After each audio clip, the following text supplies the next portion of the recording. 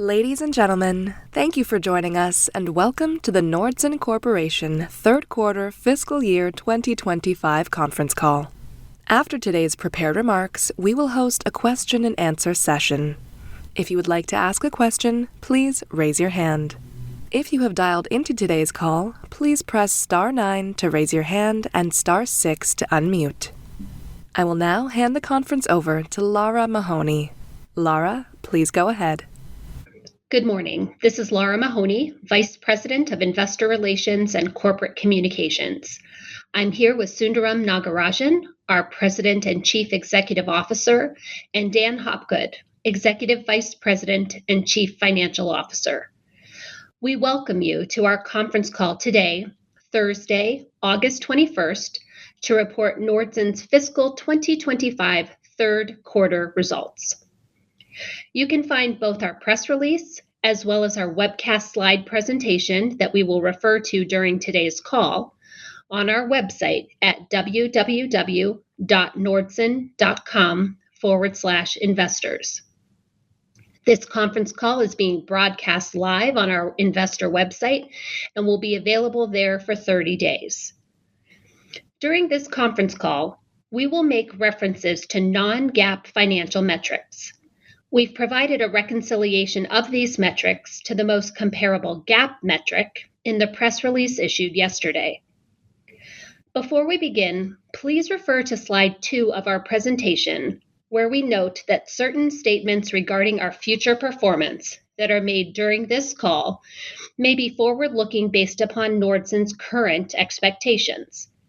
These statements may involve a number of risks, uncertainties, and other factors as discussed in the company's filings with the Securities and Exchange Commission that could cause actual results to materially differ. Moving to today's agenda on slide 3, Naga will discuss third quarter highlights. He will then turn the call over to Dan to review sales and earnings performance for the total company and the 3 business segments. Dan will also discuss the balance sheet and cash flow. Naga will then share a high-level commentary about our enterprise performance and provide an update on the fiscal 2025 full-year guidance. We will then be happy to take your questions. With that, I'll turn to slide 4 and turn the call over to Naga. Good morning, everyone. Thank you for joining Nordson's fiscal 2025 third quarter conference call. In the quarter, the Nordson team responded effectively to dynamic demand conditions in the key end markets. This generated sales of $742 million, which is above the midpoint of our guidance, with solid contribution from both organic and inorganic growth. The Advanced Technology Solutions segment was a big contributor to this performance, delivering a second consecutive quarter of double-digit organic sales growth. Operational excellence drove strong profit performance, increasing adjusted earnings per share by 13% and EBITDA by 15% compared to prior year. The third quarter was the final full quarter of Atrion's first year post-acquisition. As you will recall, we closed the Atrion acquisition on August 21st of 2024, expanding Nordson's medical portfolio into proprietary medical infusion fluid delivery and niche cardiovascular solutions. In the quarter, our employees again exceeded expectations and contributed to both sales and earnings results. This is the result of commercial scale that Nordson has brought to the business, as well as the positive market acceptance of the product portfolio. Their operational performance reflects solid execution of the integration plan, as well as the ongoing deployment of NBS Next. I would also like to highlight our free cash flow of $226 million and cash flow conversion of 180% of net income during the quarter. This represents record quarterly free cash flow and was driven by a focus on sustainable working capital improvements. We used this cash to reduce debt, repurchase shares, and return dividends to the shareholders, all the while continuing to invest in the company.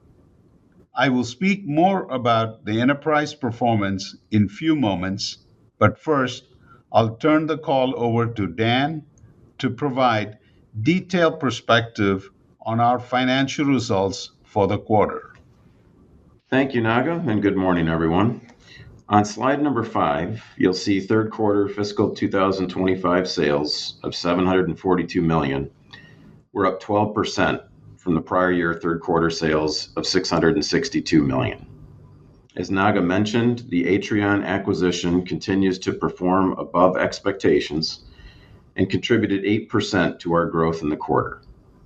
Total organic sales increased 2%, and we're up 3% if you exclude the medical contract manufacturing business that is now treated as held for sale. Our organic performance includes contributions from both our advanced technology and medical fluid solutions segments during the quarter. We also had a positive year-over-year currency impact of 2% in the quarter, adding to that performance. Gross profit in the third quarter was $407 million, a healthy and consistent 55% of sales.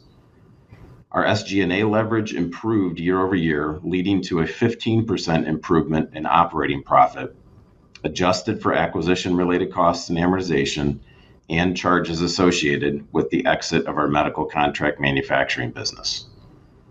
EBITDA was $239 million, or 32% of sales. This represents a 15% increase in EBITDA dollars and a 70 basis point improvement over the prior year third quarter.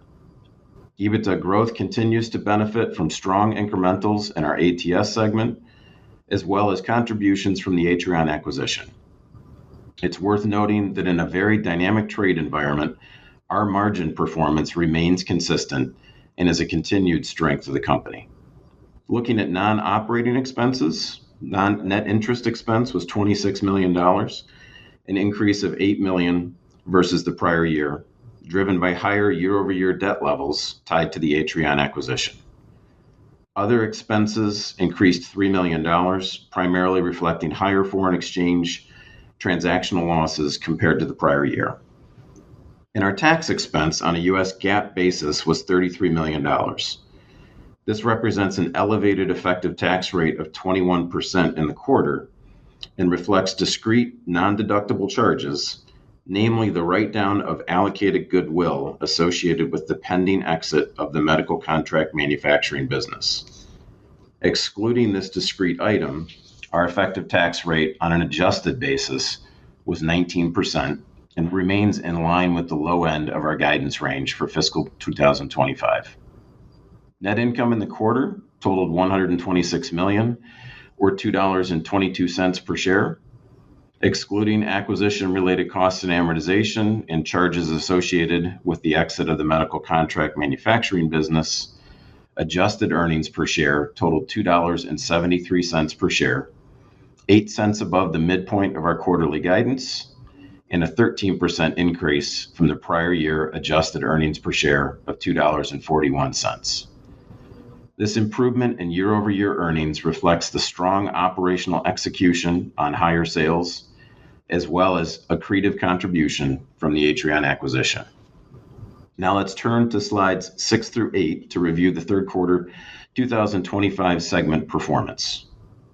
Industrial Precision Solutions sales of $351 million increased 1% compared to the prior year third quarter. While improving sequentially from the second quarter, organic sales decreased 2% compared to the prior year, offset by a 3% favorable currency impact. Broad-based growth across the segment, in particular double-digit growth in precision agriculture and nonwoven systems, was offset by continued weakness in our polymer processing product lines, where we continue to see lower end market systems demand versus 2024. EBITDA for the segment was $130 million in the quarter, or 37% of sales, essentially flat to the prior year. If you turn to slide 7, you'll see medical and fluid solution sales of $219 million increased 32% compared to the prior year's third quarter. Growth was driven by the acquired Atrion business, which delivered $52 million in revenue in the quarter. Excluding the pending divestiture, organic sales increased 4% in the quarter, led by improvements in our medical fluid components and fluid solutions product lines. Importantly, sales in our interventional solutions business continued to improve sequentially from the second quarter, as expected, and were flat compared to the prior year as we continue to move past the recent destocking trends. EBITDA for medical and fluid solutions was $83 million, or 38% of sales, which was an increase of 34% from prior year EBITDA of $62 million. The increase was driven by strong conversion on Atrion sales and SG&A leverage in the core businesses. Turning to slide 8, you'll see Advanced Technology Solution sales were $171 million, a 17% increase compared to the prior year third quarter. The 15% organic sales increase was driven by double-digit growth in electronics dispense product lines, driven by demand across Asia Pacific, as well as growth in our optical sensors and our measurement and controls businesses. This was partially offset by weakness in X-ray inspection system sales during the quarter. Third quarter EBITDA was $42 million, or 24% of sales, which represents an increase of 35% compared to the prior year third quarter EBITDA of $31 million, or 21% of sales. The improvement in EBITDA margin was driven by strong operational execution on sales growth, representing a 42% conversion rate on incremental sales volume. Finally, turning to the balance sheet and cash flow on page 9. At the end of the third quarter, we had cash on hand of $148 million and net debt was about $2 billion. Importantly, we continue to sequentially improve leverage quarter after quarter, driven by both EBITDA growth and a reduction in net debt, improving our leverage ratio from 2.5 times at the start of the year to 2.2 times at the end of the third quarter. Our free cash flow generation reached a record $226 million during the quarter, resulting in a 180% conversion rate on net income for the quarter and a year-to-date cash flow conversion rate of 140%. The strong cash conversion was driven by operational improvements in working capital, an area of emphasis in this dynamic environment. In the quarter, and in line with our balanced capital deployment strategy, we reduced net debt by over $100 million, repurchased over $70 million in shares, paid $44 million in dividends to our shareholders, and spent $12 million on capital investments to continue driving organic growth. In summary, we had a strong operational quarter, and our team delivered on their commitments despite ongoing uncertainty in geopolitical and trade policies. While market conditions remain mixed for some of our businesses, we're well positioned to capitalize on profitable growth opportunities, and our operational execution continues to be a strength for the company. With that, let's turn to slide 10, and I'll turn the call back to Naga. Thanks, Dan. I'm very proud of the Nordson team and how they have been able to deliver for our customers in this dynamic environment. As highlighted on slide 10, our strong growth portfolio, high recurring revenues, diversified niche end markets, close to the customer model, proprietary differentiated products, and NBS Next framework positions us well for long-term growth. Turning to slide 11, I'd like to take a few moments to talk about what we're seeing in the end markets as we enter our fiscal 2025 fourth quarter. Starting with our Industrial Precision Solutions segment, we continue to see sustaining investments in packaging and nonwoven end markets. Precision agriculture demand is improving in Europe and South America, given the strengthening demand for increasing yields and quality in these regional markets.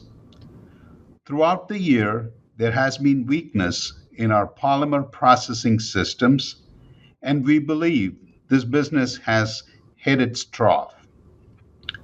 Industrial coating solutions systems are sequentially improving, but cold material product lines for automotive systems continue to be weak. Through it all, aftermarket parts remains a stable part of the IPS revenue portfolio, mitigating sales weakness and supporting margins. Overall, we expect the IPS segment to improve sequentially and return to normal growth rates as selected markets stabilize. In medical, our core business is returning to growth. Throughout the year, our medical fluid component product lines have returned to high single-digit growth. The interventional solutions portfolio is normalizing after several quarters of destocking, and we expect this business to return to normal organic growth in fiscal 2026. The demand drivers fueling this end market, such as the aging population and shift toward non invasive surgeries, have not changed, and our medical team has a healthy pipeline of customer projects. In ATS, this is our second consecutive quarter of double digit organic growth. The work that our ATS team did to reposition our product portfolio and regional manufacturing has allowed us to be where our customers need us to be as supply chains shift for electronics assembly. We're also winning share based on our ability to deliver products in incredibly short lead times. This would not have been possible before we holistically applied NBS Next. In addition to being located close to the customer, our products deliver leading productivity and quality in complex, advanced packaging applications of semiconductors used for AI, cloud computing, and more. Our applications are largely at the back end of the semiconductor packaging process, and we are experiencing that demand now. Demand in this business inherently is lumpy based on the needs and timing of our customers. Through the cycle, we expect long term growth drivers will remain attractive while also appreciating that we will start to come up against tougher comparisons starting in the fourth quarter, and that the automotive exposure within our electronics portfolio continues to be weak. Regardless of the end market dynamics, we have continuously demonstrated resilience and the ability to deliver solid growth and best in class profitability. Our NBS Next growth framework ensures new products are growing source of organic growth and competitive advantage. I would like to highlight a few of them. The Nordson Spectrum S2 is the industry standard for electronics underfill applications. It continues to win share in the market, particularly as customers move into new regions. Its quality, accuracy, and ease of use make it a trusted resource, and our teams continue to build upon its strong foundation for today's standards. Our industrial coatings business has launched the first of a multi year platform rollout of new global controls for its powder coating systems. This new control system has a plug and play feature that would simplify operations and improve ease of use for our customers. Finally, I would like to highlight the new Nordson Medical Pharmalog Zero clamp, which is a great example of the continued innovation in fluid components. This proprietary clamp ensures consistent sealing, eliminating leaks with any fittings on the market, and improving assembly time for biopharma customers. We also remain focused on operational execution. As I mentioned earlier, we are very pleased with the integration of Atrion acquisition, which contributed to the adjusted earnings per share during the quarter. That is a year earlier than originally expected. We knew there were opportunities for operational efficiency when we acquired this business, and the team's holistic implementation of NBS Next has accelerated those benefits. In businesses where we are experiencing weaker customer demand, we have implemented targeted restructuring to adjust cost structure. These actions have been substantially completed and are expected to provide ongoing annual benefits of over $15 million by 2026. Our growth framework ensures we remain intentional about where we focus within our product portfolio. As we noted last quarter, we plan to divest the contract manufacturing portion of our medical device product line. That transaction is expected to close in the fiscal fourth quarter. Exiting these product lines will increase our focus on higher value proprietary medical components, including devices from the recent Atrion acquisition. Finally, as Dan mentioned earlier, our strong balance sheet allowed us to take advantage of the dynamic market conditions in the third quarter and accelerate share repurchases. Year to date, we have bought back $212 million in shares. I'm also pleased to share that our board of directors has approved a new authorization to repurchase $500 million in shares, bringing our total remaining authorization to approximately $800 million.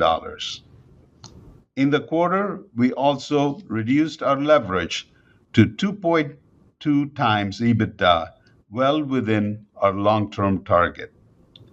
This demonstrates our ongoing commitment to a balanced capital deployment strategy. Turning now to outlook on slide 13. Benefiting from the strong third quarter, we now expect to be slightly below the midpoint of our full-year sales guidance, inclusive of the pending divestiture of our medical contract manufacturing business. On earnings, we expect to be slightly better than the midpoint of our full-year guidance based upon our strong operational execution and ability to maintain margins in this dynamic environment. As always, I want to thank our customers and shareholders for your continued support. In particular, I want to thank our Nordson employees who are passionate about meeting the needs of our customers. Your efforts show. With that, we will pause and take your questions. We will now begin the question and answer session. If you would like to ask a question, please raise your hand now. If you have dialed into today's call, please press star 9 to raise your hand and star 6 to unmute. Please stand by while we compile the Q&A roster.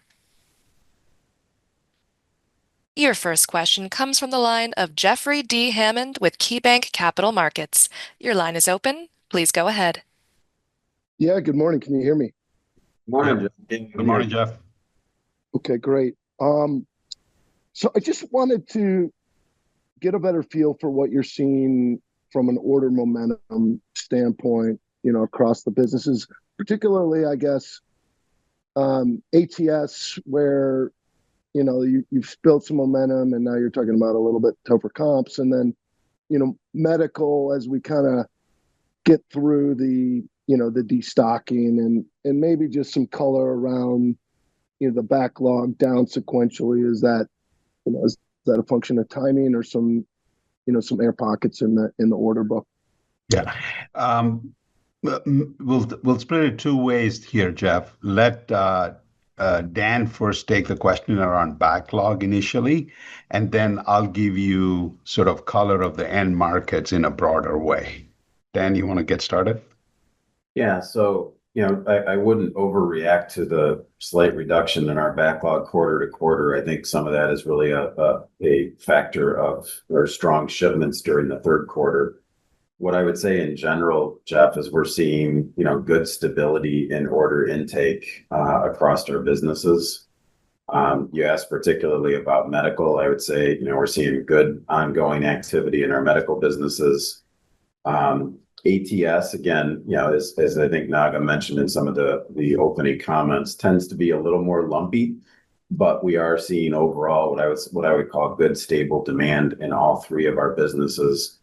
I wouldn't overreact to the backlog decline. I think that's really a function of timing of shipments. And what I would say in general is we're seeing good stability underlying our order patterns. Yep. Okay. Let me give you a broad color of where we are seeing things and how it is showing up in our order entry, Jeff. Overall, as we look in to finish the end of the year, based on our current order entry trends and backlogs, we are well positioned to deliver on the guidance, which is slightly below our midpoint for the revenue. That's sort of an overarching comment that I want to share with you. The second, if you go segment by segment, if you look at IPS, we see pretty strong and pretty steady order entry in packaging, nonwoven end markets. Our precision ag demand is very strong. And remember, this is an European-based business. We are market leaders in Europe and in South America, both markets recovering nicely for this business. Order entry is looking pretty good there. PPS, which is our plastics business, still remains weak, but it has hit its trough. It is bottoming out.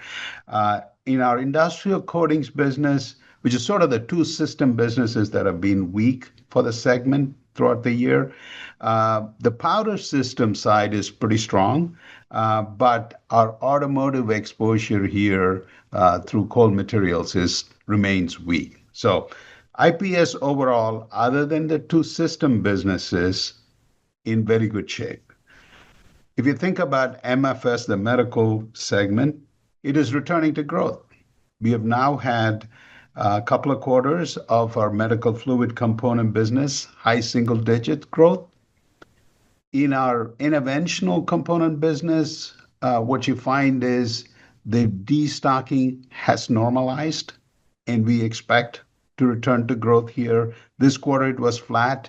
And without, if you exclude our pending divestiture, this business would have had a 4% organic growth.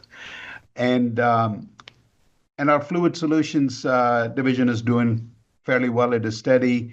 This is a little bit related to electronic momentum in this business.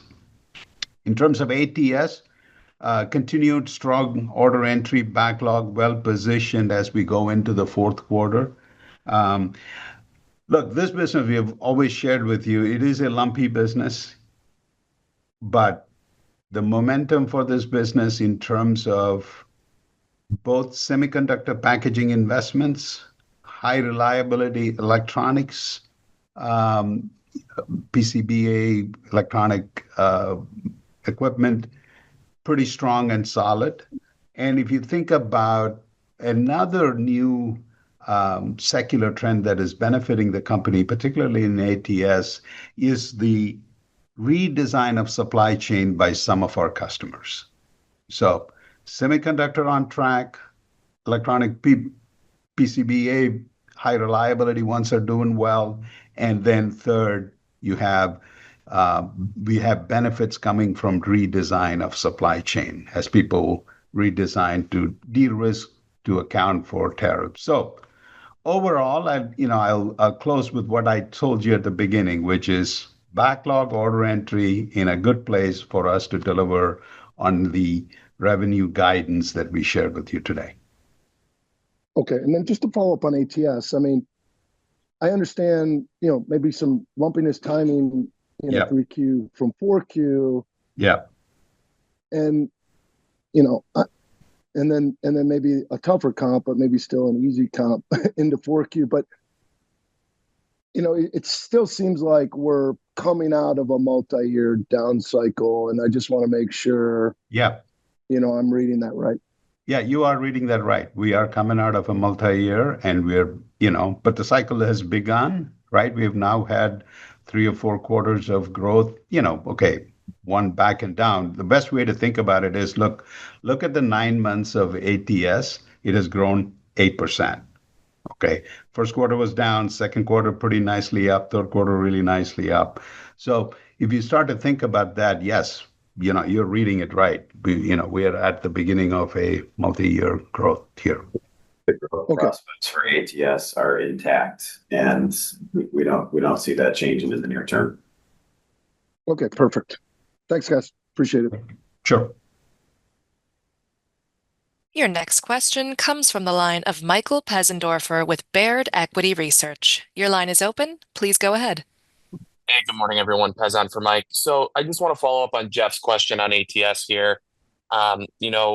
We've heard some rumblings on pull forward in the semiconductor complex, and I just want to make sure that I'm reading your comments correctly. You're talking about an improvement in the cycle and things starting to take off. So help me understand your assumptions sequentially into the fourth quarter as it relates to ATS, and maybe help us with a little bit of color across dispense and T&I across acoustic X-ray and 3D optical.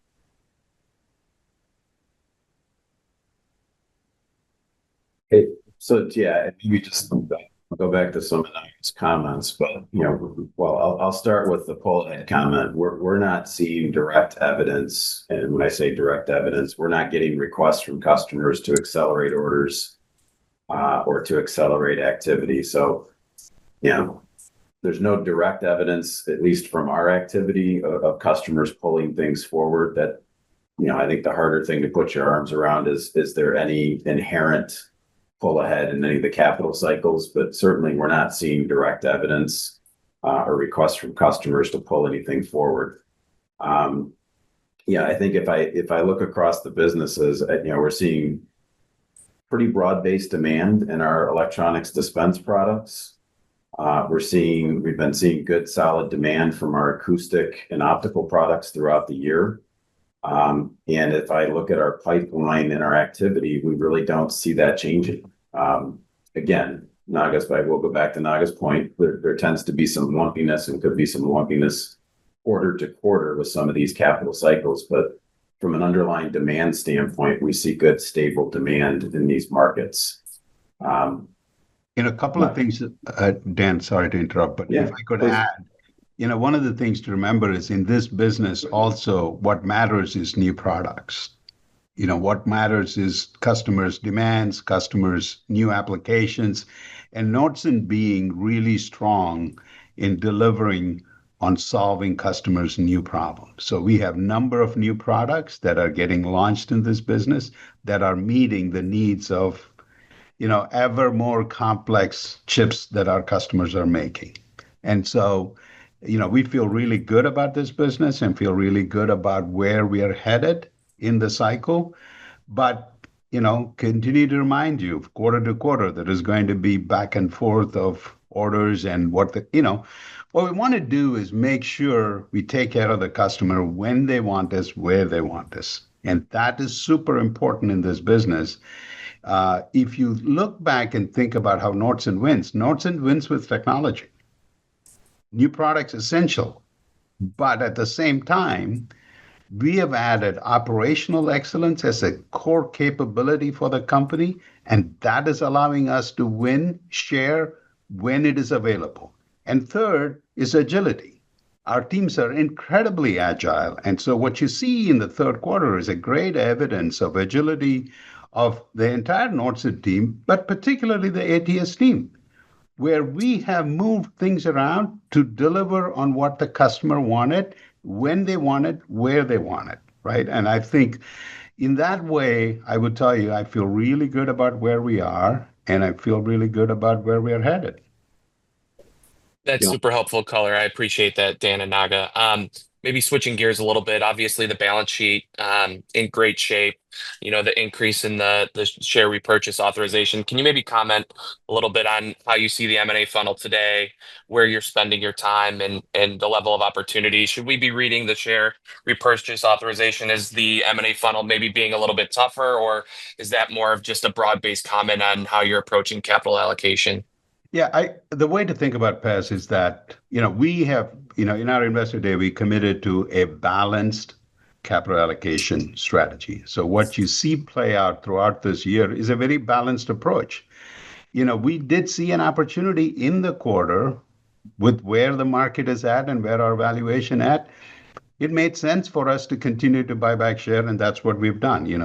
Year to date, we have repurchased about $212 million in shares, and the new authorization gives us more flexibility as we go into the rest of the year. Commenting on the M&A, our pipeline is healthy. Our pipeline is healthy. We continue to work opportunities, but look, we're going to be really disciplined around what strategic assets we would acquire, as well as what we would pay for them, and financially being disciplined about them. So no change in our approach or posture to acquisitions, but acquisitions is something we don't control, right? Things come to market when they come to market. And if it makes sense for us, we certainly do. I would take a moment to just think about Atrion, right? It is about a year since we have acquired Atrion. This is a commercial and operational success story for the company. Right. And if you stop and think about where we are at on Atrion, we are now EPS accretive a year ahead of schedule. Right. And so our, posture on acquisition remains the same. It is a balanced approach over a period of 3 or 4 years. What you're going to find the company is have balanced organic and balanced acquisition. So the new authorization shouldn't be read into any difference in our approach to acquisitions. Understood. Thank you all.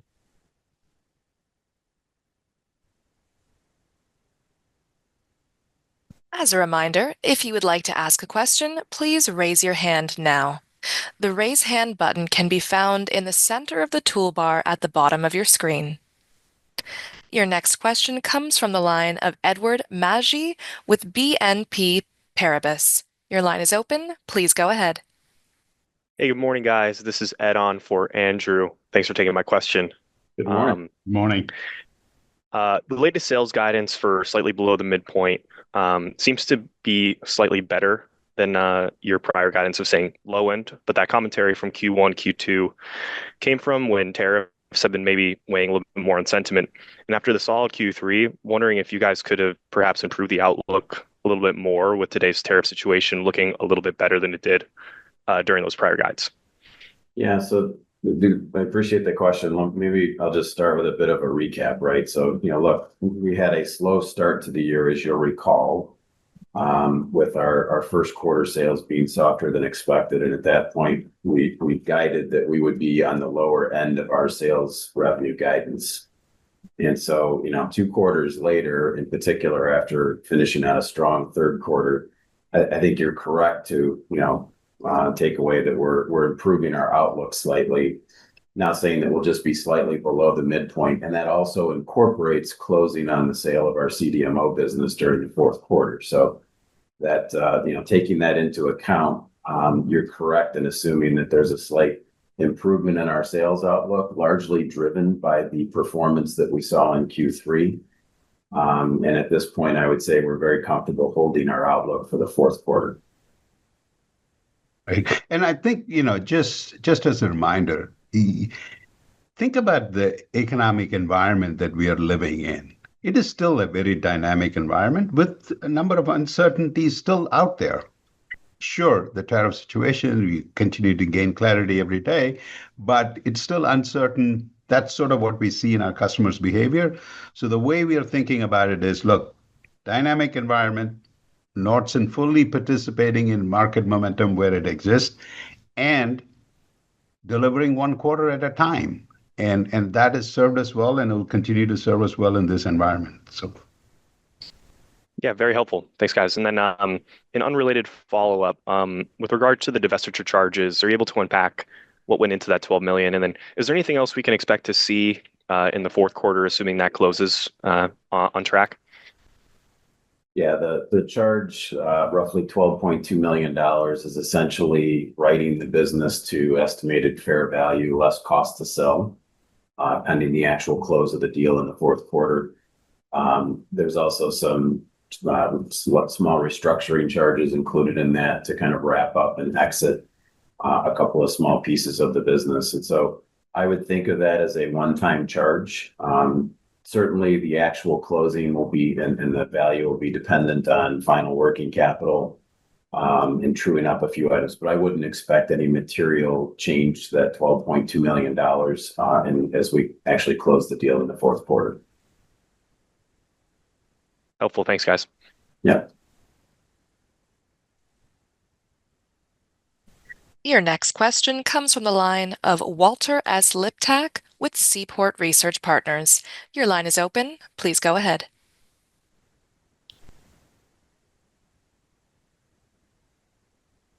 Walter, just a reminder to unmute yourself. Okay, sorry. Good morning, everyone. Can you hear me? Yep. Good morning, Walter. Okay, great. Good morning. So in the ATS segment, there was some good discussion, and Naga, you brought up new product development. And I wonder if we could try and tie something together. You know, AI is a fairly powerful new technology. Yeah. And you have a lot of exposure on the consumer side, not just automotive, but a whole bunch of consumer products that have electronics. Yeah. Are you seeing your consumer products companies start to do redesign where they can, make smart products that leverage the AI tech? Yeah, look, AI is still evolving for many of our customers, and in terms of our own view of AI, is certainly very bullish in terms of what it brings in terms of value to the customers as well as ourselves. Yes, we do see people wanting to figure out how to use AI and how to create value. The way we think about value is really for AI is, three things. One, it starts with customer value creation. We have a couple of ideas, I would say at this stage, it is more ideas that we are working on that will allow our customers to use our own products in a much more effective, much more productive ways. And particularly, we have new software subscription services in our X-ray business. Very early stages, but super exciting as to how our teams are beginning to use AI to create value. In terms of AI for our own customers using them and how they will use our products, very early stages. Hope that answers your question, Walter. Okay, yeah, it does. Thank you. And just switching gears to IPS, I was wondering if you could talk a little bit about the quote to order cycle. There's been like this pause going on because of all of the headwinds that we all know about. Are you seeing any improvement in, maybe a lifting of the pause? Thanks. Are you talking, Walter, just a clarification, I assume you're talking about people's sentiments around ordering or placing orders for systems. Is that what you're talking about? Yeah, for larger systems, Okay. It just seems like generally there's Sure. a reluctance to put capital to work just because of the tariffs specifically and not knowing, what the rules are going to be. Yes. I would look, if you look at our IPS business, if you think about the magnitude of the spend, vast majority of our IPS businesses, right, around 60-70% of the business, we seem to be in a fairly good place in terms of orders coming in. We're, if you think about packaging, nonwovens, product assembly, many of our businesses, which have still system sales, 50% system sales, there we don't see major pauses. We seem to be doing okay. But if you look at our plastic processing business and our industrial coatings business, both we do see pauses by our customers. Order entry, order entry is muted for systems, but if you look at our customer pipeline, they're very robust. Nobody in our customer pipeline saying, "Look, I don't want that anymore." It is that people are not placing orders. So larger system orders, you're right. We are seeing people delaying their own, order placement. Okay, So thank you. still some caution, I guess is And just maybe one more piece of color, I would say in plastics in particular, we have seen, some rebuilding of that pipeline, certainly from earlier in the year. So we are seeing activity back up or rebound. I think Naga made the comment, we feel that business has hit the trough. Yeah. We are seeing that in our backlog, certainly not at levels that we've seen in prior years yet, but we are seeing recovery in order activity, although we are also seeing some of our pipeline activity get pushed out. Yeah. And the other thing to remember about IPS, look, this is a business with some significant recurring revenue, right? More like 50-50. So if you think about system parts, a significant part of the IPS segment in fairly good shape. It is the large system businesses that have this order issue, but you also have these businesses now starting to get to the bottom of the trough, not getting any worse, other than the small automotive exposure and ICS, that is still weak.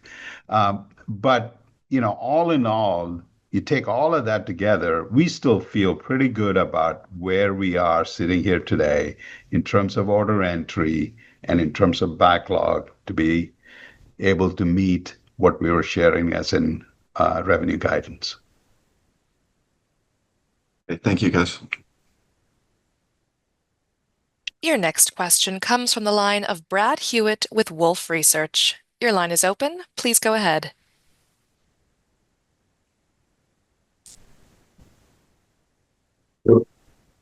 Brad, maybe you're on mute.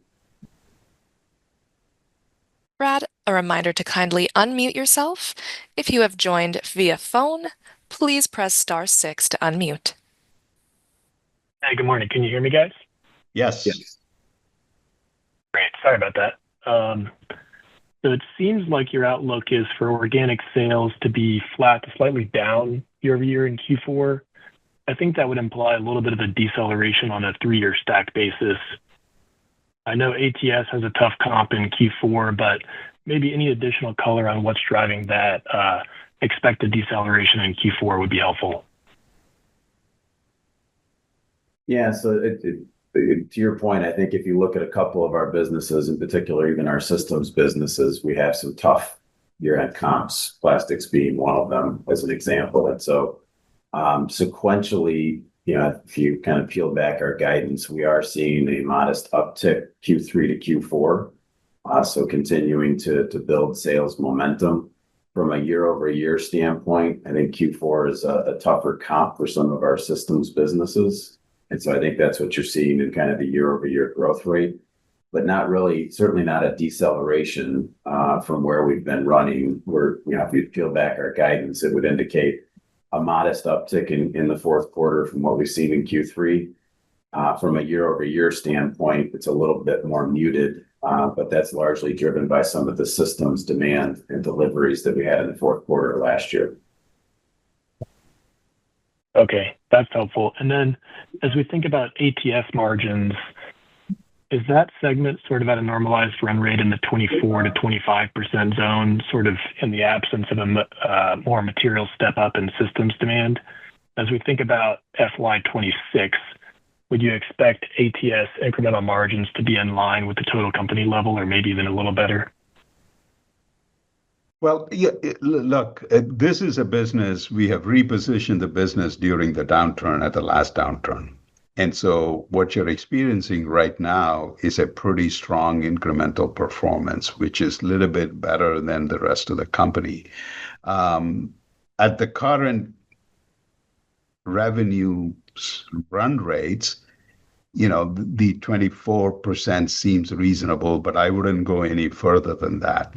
Because remember, this is a business that depends on new products and continuous investment in new products. So here, the SG&A load is far greater than everywhere else. Our investments in new products are more like 14-15% of revenue, which is very different from our other businesses. So I wouldn't want you to get too far ahead of ourselves here, but the 24% EBITDA, 24-25 seems reasonable. Great. Thank you. As a final reminder, if you would like to ask a question, please raise your hand now. The Raise Hand button can be found in the center toolbar at the bottom of your screen. If you have joined via Zoom Mobile, tap the More 3 dots option in the lower right corner of the meeting controls and select Raise Hand. If you have dialed into today's call, please press star 9 to raise your hand and star 6 to unmute.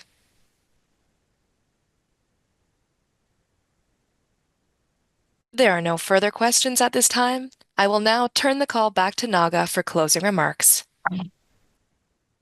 Thank you for your time and attention on today's call. We have several upcoming investor events where our team would be happy to meet with you, including the Jefferies Industrial Conference in New York on September 4th, the Morgan Stanley Annual Laguna Conference on September 10th, and an upcoming virtual roadshow with Loop Capital on October 13th. Nordson is well positioned in this dynamic environment. Our close to the customer model, proprietary and niche technology, diversified geographic and end market exposure, high level of recurring revenue, and a strong balance sheet are among many attributes that make us a quality compounder. Have a great day. This concludes today's call. Thank you for attending. You may now disconnect.